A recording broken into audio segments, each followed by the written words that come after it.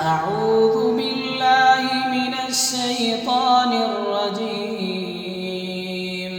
بسم الله الرحمن الرحيم. أأنتم أشد خلقا أم السماء بناها رفع سمكها فسواها وأغطش ليلها وأخرج ضحاها والأرض بعد ذلك دحاها أخرج منها ماءها ومرعاها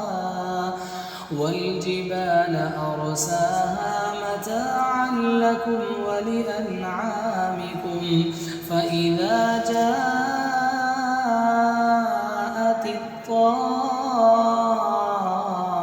الطامة الكبرى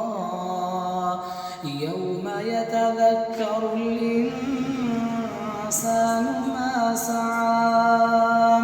وبرزت الجحيم لمن يرى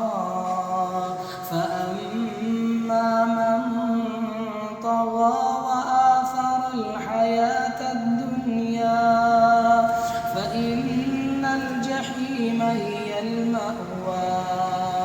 وأما من خاف مقام ربه ونهى النفس عن الهوى فإن الجنة هي المأوى يسألونك عن الساعة أيان مرساها فيما أنت من ذكراها إلى ربك منتهاها إنما أنت منذر من يخشاها